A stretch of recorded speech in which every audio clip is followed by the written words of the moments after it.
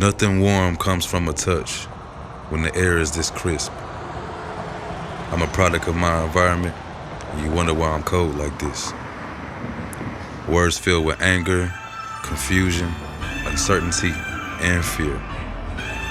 And I can't seem to figure out how the fuck I end up here.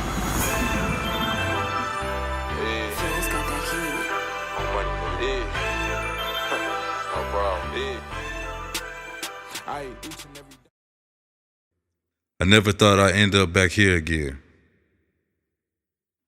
Just a few months ago, I was cozy with my little family. But even before that, I had my own motion. A few cars, a crib, working a decent job, and was hustling on the side. Everything changed when I decided to put others before myself. My baby mama was moving out of town with my kids to start a new life. And I made the decision to go along with them. A few events occurred that caused me to come to that decision, but that's a different story for a different day. But in essence, I felt it was time to get my family back. So, I sold the cars, gave up the crib, quit my job, and just a few weeks before leaving, I break my damn foot, leaving me temporarily crippled. Not knowing it would be a foreshadowing of my next season. In the beginning, everything was smooth. We were living in that puppy love, but we was full grown. I secured the job first. Just after a few weeks, we got a 3-bedroom apartment.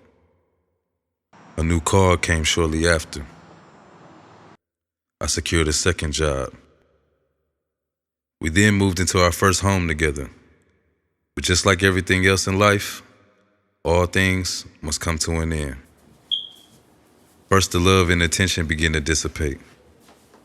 And coming home in between jobs and after my shifts, the meals got less and less. I then began to realize every dollar I made went to the house, and nothing was done for myself. And the one time I decided to put myself first, it wasn't supported, it wasn't validated, and it wasn't appreciated.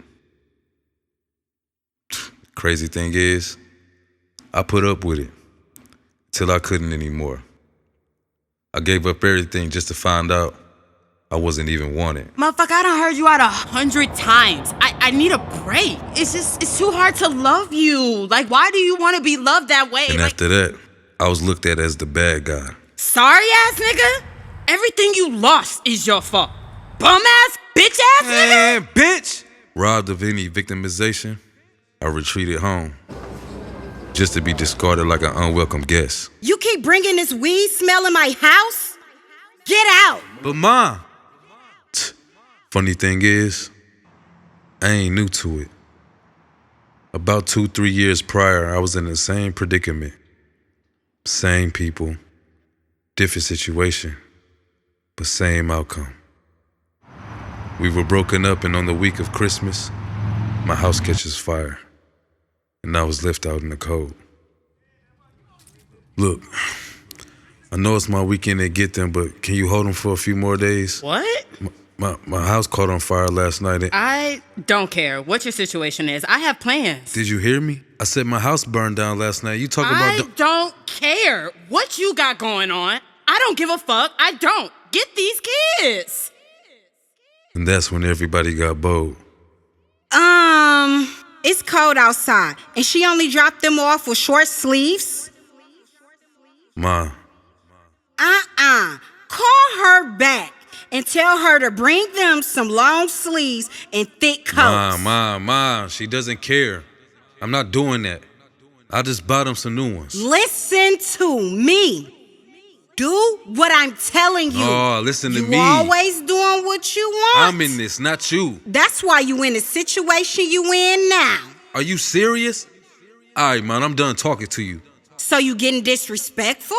Listen, I'm not finna have nobody yelling at me in front of my kids. Is you crazy? Why you gotta be so goofy? What is you talking about? Nobody's studying you. All right, fuck and it don't then. nobody I don't care either.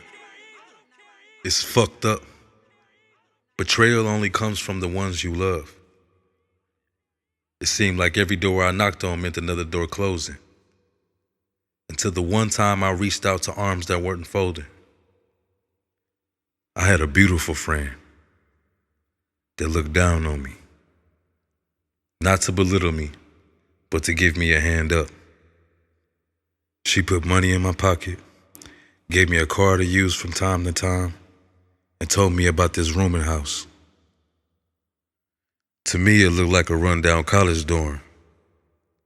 There were 3 floors, and every floor shared a bathroom, 2 toilets, 1 sink, and 1 shower. In the basement, there were 2 washers and dryers and a pool table for entertainment. The inside aroma was filled with cigarettes, beer, and a nasty mildew stench. Trust me, it was nothing close to glitz and glamour. But it was a small place to build my peace. Unfortunately, my first night I began roommating with bed bugs and roaches. I slept on the wood of my bed frame that night with a hoodie on. And I didn't have a microwave or a mini fridge, so every night I walked to the gas station to heat up a cup of noodles. And every night in front of that gas station, I said to myself, what the fuck do I do now? Ain't nobody coming to save you. How do you want your kids to look at you, nigga? and I came to one solution. I gotta get the fuck up off my ass.